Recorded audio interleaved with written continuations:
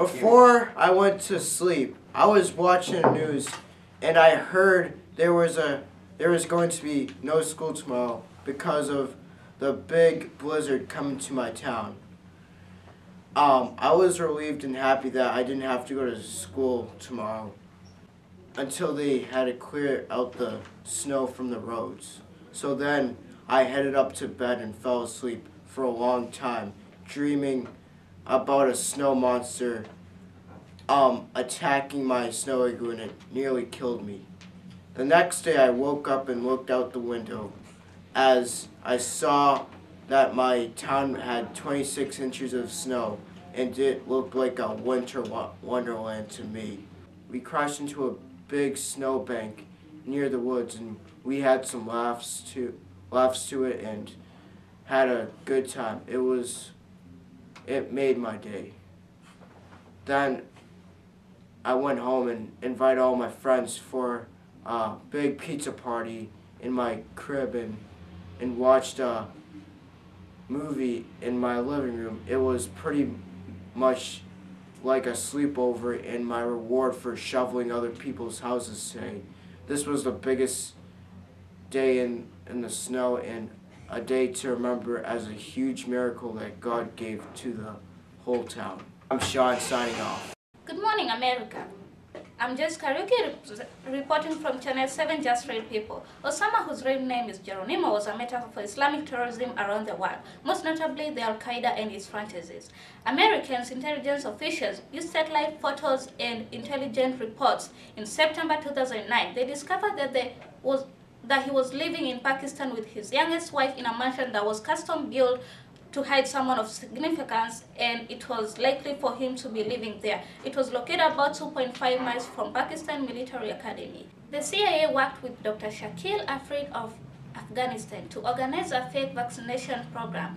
Nurses gained the entry to the residence to vaccine children and extract DNA that could be compared to his sister who died in Boston back in 2010, though it's not clear whether the DNA was ever compared.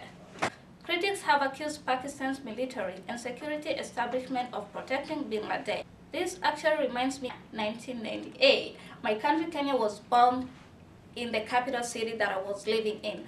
While I was getting ready with my family to come to the United States, bin Laden lived with his family, and those were the last two sections of the compound to be cleared. Bin Laden peered over the third floor as the Americans advanced up the stairs, and 10 retreated into his room as a SEAL approached bin Laden, placed one of his wives between himself and the commandos for self-defense. A SEAL fired several shots at bin Laden's head and fell back into his room. The U.S. team departs after destroying the damaged aircraft. Finally, 10 years after the 9/11 attacks, his evil work had come to an end. Thanks for watching the news. This is Jessica Ruki missing the news. He's in with entertainment. Though not many films have taken place in the Boston area, some have been quite memorable.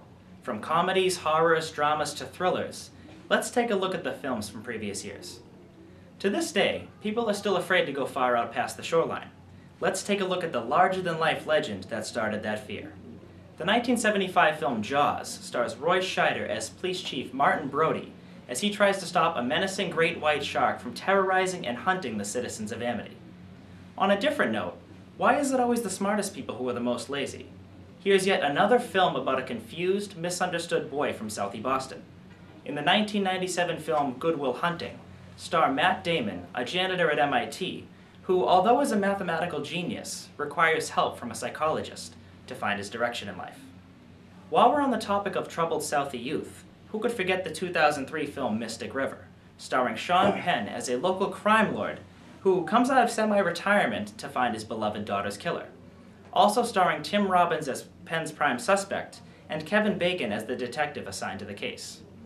And coming such a long way from a secondary role in Good Will Hunting, Ben Affleck went into filmmaking and directed the 2007 Boston crime thriller Gone Baby Gone, starring Ben's brother Casey Affleck as a private investigator who is hired by a local woman to find her daughter who has been kidnapped, also starring Ed Harris and Michelle Monaghan. And who could forget Martin Scorsese's 2006 masterpiece, The Departed? Perhaps one of the most popular crime dramas ever, this story follows an undercover cop 2 federal agents, and a local crime lord. Ironically enough, they all share a common goal, trying to flush out the FBI rat from the inside. With an all-star cast including Leonardo DiCaprio, Matt Damon, Mark Wahlberg, and Jack Nicholson, this is easily Boston's best and most memorable film. Everyone gets lonely sometimes, right? Everyone has a favorite stuffed animal, right? Well, what if you made that Christmas Eve wish and that beloved toy came to life? The 2012 film Ted stars Mark Wahlberg as a lonely boy from Southie Boston who just wants a friend and to be loved. Filled with laughs and crude humor, this film, despite its name, may require a mature audience. And now American actor Johnny Depp will portray Whitey Bulger in an upcoming Boston-based film. It will be the adaptation of Black Mass, the true story of an unholy alliance between the FBI and the Irish mob. Production of the film will begin in May, and through much speculation, investigative reporter Dick Lair said that he believes Depp will make a fine Whitey. While reporter Gerald O'Neill added, he's certainly one of the best actors of our time, and he can certainly fill any role. Well, I know I'm certainly looking forward to that film. And to keep up on all the latest Hollywood news, be sure to join us every day on The Fix at 12 p.m. Eastern Time. Thank you from our studios in Boston, and I'm your host, Ian Sanfey, reminding you not to be left in the dark. Good night. Besides the actual game, Beyoncé in the halftime show was the most entertaining part of the night, at least for me. Everyone who was watching could really see she brought her A game to the show. Beyoncé started off with a combination of her hits, including Love on Top, Crazy in Love, End of Time, and Baby Boy. After, she was joined by Destiny's Child band members Kelly Rowland and Michelle Williams. They all started with Bootylicious and worked through Independent Woman before collaborating on Single Ladies, a song by Beyoncé. After that, Michelle and Kelly left for Beyoncé to perform Halo. The show featured many surprises like Beyoncé appearing on a rising platform. She wore all black with heels and a leather-like getup. Earlier in the show, she threw her jacket into the audience. Also, at one point, she used a screen that recalled her 2011 Billboard Music Awards performance. This year, the pre-game speculation focused on 2 main questions. Will Destiny's Child reunite, and will Beyoncé be lip-syncing like she did for the President Obama's inauguration? Beyoncé answered saying, "I will absolutely be singing live. I am well rehearsed. This is what I was born to do." I know I really enjoyed seeing her and Destiny's Child perform. Hopefully, we'll be able to see more of the group and Beyoncé by herself soon. This is Lashmi Dowd's Channel 7. See you next time with the Buzz of the Week. Here's Dom with the weather. Thanks, Lashmi. We all love Beyoncé. Now for the weather. We have a cold front coming in from Michigan over here. Originated in California, so I've been told, and it's headed right for us. There's also a front coming up from New Jersey. It's going to bring some rain, some wetness, some slush, so be ready for it. So that's it. Now 7 on 7. I'm Dominic with the weather. Tuesday. Morning sun fades and rain showers arrive after 4 p.m. A few sleet pellets are likely north of the Mass Pike, west of I-495. Highs in the low 40s, south wind 4 to 15 miles per hour. Wednesday, clearing and chilly. Highs in the mid-30s, windy again. Northwest wind 15 to 25 miles per hour. Thursday, sun and clouds. Highs in the mid-30s. Friday, sunny. Nice.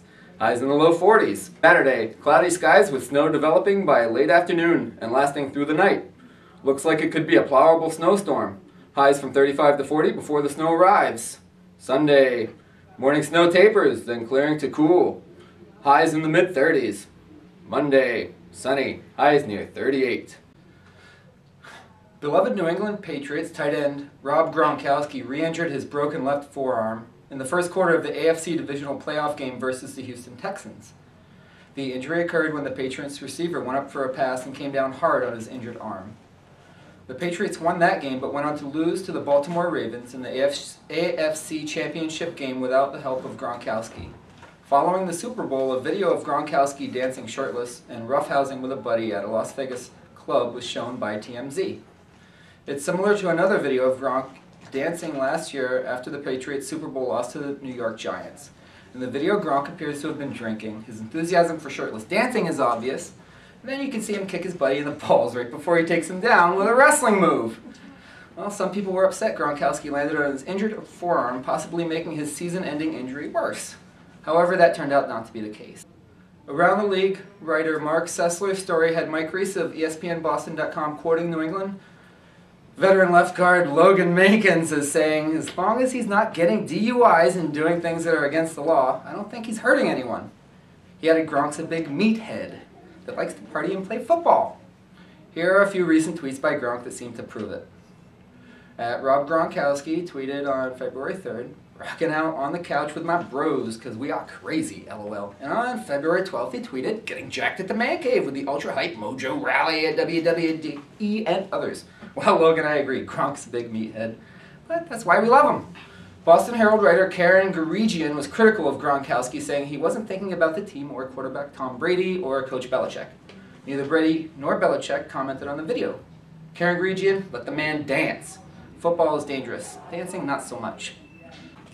Gronkowski did apologize, according to NESN.com, by posing for pictures with fans at Universal Studios Resort wearing a fluorescent green tank top that said, "Sorry for partying." Well, Rob Gronkowski, on behalf of Patriots Nation, I accept your apology. Rest up, we're all looking forward to next season. Now to Christian with sports. Take it away, Christian. Thanks, Dom. I'm Christian, and this is sports. Fort Myers, Florida, the Associated Press says, Boston Red Sox manager John Farrell addressed his full team for the first time on Friday, and it went about as expected. On an optimistic day at JetBlue Park, the team's new manager spoke to his staff and players for nearly an hour about moving past last season's last place finish and the rash of issues that held the Red Sox 69-93. Indeed, the Farrell era is off and running, and with opening day on the horizon, time is of the essence. Everything has a purpose, he said. I don't want to say there's a sense of urgency, but every day in spring training, because of our current situation, new staff, and a new number of players, we've got a lot of ground to cover. The Red Sox open the Grapefruit League season on February 23rd versus Tampa Bay. In basketball, the Celtics are getting ready for the start of a second season after the All-Star break. They hope to get a fresh start and move towards Banner 18 without All-Star point guard Rajon Rondo. Garnett and Pierce feel good about their chances. If they can do it, age and experience really do rule the day. In hockey, the Bruins are set to play to keep their winning streak alive after their 3-2 defeat of the Winnipeg Jets. The Bruins hope to keep pushing for the cup. And that was sports. Stay cool, Boston. Summer splash, a familiar beat begins, and the gorgeous models displaying the extravagant designer outfits start down the runway. Bold colors, strange designs, different patterns, and daring details mold into one creation march their way down the catwalk, drawing the audience attention as the show lingers on. The pieces that are shown can be portrayed as ugly or unwearable, and some people begin to question if people actually wear the clothes that are shown. The answer is no. The clothes presented by designers like Chanel and Marc Jacobs are merely a piece of art. You'd expect that the outfits that the designers spent hours and hours making would be made for other people to wear, besides the models, but most outfits were fabricated by inspiration and only used or presented once. Fashion shows are and can be hours long and go on forever, and with the audience placed in their seats, designers spot their chance and take advantage of it. Shows like these can become boring, and the designers' jobs are to entertain, which is one reason the designers' outfits are so wild and out there. Agents in the audience want to be interested in what they're seeing and forced to the edge of their seats. These models do the perfect job and capture the agent's eyes with the stunning looks they're presenting, which is the initial objective overall. That's all we have for today. I'm Leslie. Stay trendy, America.